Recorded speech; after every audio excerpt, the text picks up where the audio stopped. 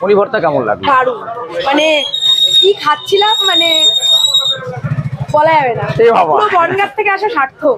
69 বছর বয়স, এখন একটু মানে একটানা ডিউটি করে তো, আর আমার সুগার আছে, হ্যাঁ সুগারটা একটু বেড়ে যাওয়ার জন্য একটু শরীরটা হয়। মাকে তো পরিশ্রম করাইনি, মাকে আমি যদি মাসিমা বলি, আমার মায়ের তো অনেক সৌভাগ্য যে মাও ডাক শোনে আর মাসিও ডাক শোনে। আমার মা এবং আমরা দুজন মিলে আমরা এই দোকানটাকে আমরা প্রথম শুরু করি। প্রথম মায়ের দর্শন হয়েছে। হ্যাঁ একদম, মায়ের দর্শন একদম হয়েছে। দোকানটা তাও কত বছরের? দোকানটা 22-23 বছর হবে। প্রথমে কি এই সব যা যা এখন পাওয়া যাচ্ছে সেইগুলোই কি পাওয়া যেত? না, তখন প্রথম যখন দোকান করি তখন এইসব আইটেম ছিল না, তবে পনিরের আইটেম ছিল।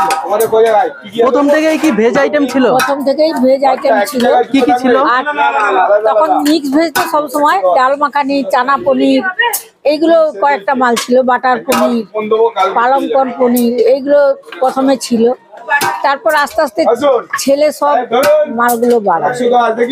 আপনার দোকানটা যে শুরু হয়েছে প্রথম থেকে তাহলে ভেজ আইটেম পাওয়া যায়, তাই তো? ভেজ আইটেম বল, জয় মাতারা দাদা, জয় মাতারা। শুধু ভেজ আইটেম বলে নয়, আমার মা আর আমার হাতে আমার মা এবং আমরা দুজন মিলে আমরা এই দোকানটাকে আমরা প্রথম শুরু করি। প্রথম 22টা বছর আগে আমার মা আর আমরা দুজনই এই দোকানটাকে প্রথম শুরু করি, আমার মা এবং ছেলে মিলে। প্রথমে কি মা তো আমার কাছে ছাদ। হ্যাঁ, প্রথমে তো এত লোক ছিল না দোকানে, মানে এই যে যারা কাজ করছে। আমি তো আমার 1-2 জন নিয়ে স্টাফ নিয়ে আমি কাজ করেছি। মাকে তো পরিশ্রম করাইনি। দেখো, আমার মা যদি ওখানটা থাকে মানে আমার মাই থাকে, আমার মা যে আমার ছাদ। কিন্তু এখন আমার শরীরটা খুব একটা ভালো নেই তো, সবসময় এখন থাকতে পারি। কেমন লাগে যে অরুণদা যে এখন কিন্তু খুব ফেমাস হয়ে গেছে, আপনার কেমন লাগে একটু যদি জানান? মায়ের তো সবই ভালো লাগবে, ছেলের যদি একটু এর নাম হয়, মায়ের ভালো লাগবে না? মায়ের ভালো সবসময় লাগবে।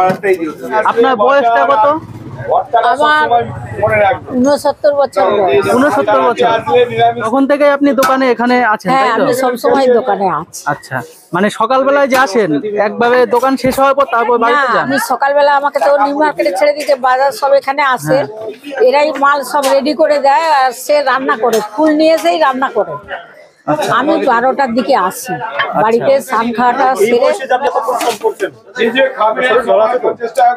এখন একটু মানে একটানা ডিউটি করে তো, আর আমার সুগার আছে, হ্যাঁ সুগারটা একটু বেড়ে যাওয়ার জন্য একটু শরীরটা হয়, সেই জন্য ছেলেকে সময়টা কম দিতে পারি। বাড়িতেই খাওয়া দাওয়া করি। এখানে যদি খিচুড়ি দিতে পাই, একটা বিস্কুট খেলাম, কি একটু চিড়ে ভাজা খেলাম, আর চিনি ছাড়া চা। এই খাবারগুলো খান না তাহলে? না, এখানে তো অনেক দূর দূর থেকে লোক আসে খাওয়ার জন্য, আপনাদের রান্না আপনি খান না? আমি সত্যি কথা বলতে দোকানে কোনো সময় এখন তো খাই না, একদম সুগার হয়ে যাওয়ার জন্য। খেলে আমরা ওই তরকাটাই খাই, নাহলে আমরা এইসব পনির টনির, হ্যাঁ আমিষ খাই, বাড়িতে আমিষ খাই। আমার এখানে সামনে বাড়ি, ওয়াটারলু স্ট্রিটে, একদম কাছে, 5 মিনিটের রাস্তা। তোমাকে কিছু সময় মাকে মাসিমা বলতে শোনা যায়, কেন বলো? সেটা তো প্রথম থেকেই। মাকে আমি যদি মাসিমা বলি, আমার মায়ের তো অনেক সৌভাগ্য যে মাও ডাক শোনে আর মাসিও ডাক শোনে। হ্যাঁ, তো হলেই তো হবে, কি হয়েছে? মাসিমা, আমি যদি মাসি বলি, বোনের ছেলে আমি যদি মাসি বলি, তো অসুবিধা কোথায় আছে? ওনারই তো যদি আমার যদি মাসিও যদি হতেন, আমার যদি অন্য কেউ মাসি যদি আমার মাই হতেন, তো অসুবিধা কোথায়? আমি তো ওনারই আরেক ছেলে, তো অসুবিধাটা কোথায় আছে? এটাই অনেকে বুঝতে পারে না যে তোমার মা এটা। শোনো, আমার তো খাওয়ানি দরকার, আমার জয়মাতারা দোকানে খাওয়ানি দরকার। এবার আমার মা, আমি সবাইকে বলি এটা আমার মা, যেটা মা আমার মা, তাই না? বলো। ধন্যবাদ, ধন্যবাদ। কি খাওয়া হলো? পনির ভর্তা আর বাটার নান। পনির ভর্তা কেমন লাগলো? দারুণ, মানে কি খাচ্ছিলাম মানে বলা যাবে না, পুরো বনগাঁ থেকে আসা সার্থক। ধন্যবাদ। মানে টাকা জলে যায়নি তো? অবশ্যই না।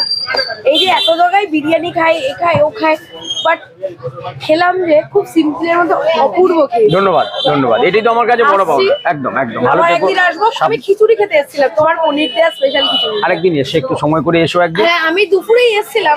তবে আমি একটা কথা বলতে পারি, যে যেহেতু তুমি আজকে বললে আমি পনির ভর্তাটা খেয়ে আমার ভীষণ ভীষণ ভালো লেগেছে, তাহলে খিচুড়িটার জন্য তোমার একটু আফসোস থেকে গেল, যেহেতু খাওয়া হয়নি।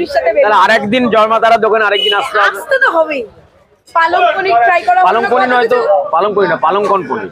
আচ্ছা পালং কর্ন পনির, ঠিক, একদম। আমি ভুল বলেছি। হ্যাঁ নয়, আসলে ট্রাই করা হয়নি অনেক কিছুই। একদিন এসে সময় করে তাড়াতাড়ি আসবে, 2টো 2:30-এর ভেতরে এলে, 3টের ভেতরে হলে তুমি খিচুড়ি যা যা যাবতীয় যা জয় মাতারার দোকানে হয় তুমি সবকিছু পাবে। একদম। একদম। আচ্ছা। মায়ের দর্শন হয়েছে? হ্যাঁ একদম, মায়ের দর্শন একদম হয়েছে। একদম। জয় মাতারা, জয় মাতা। সাবধানে যেও, ভালো থেকো সবাই। জয় জয় তারা। বলছি তোমার বাড়ি কোথায়?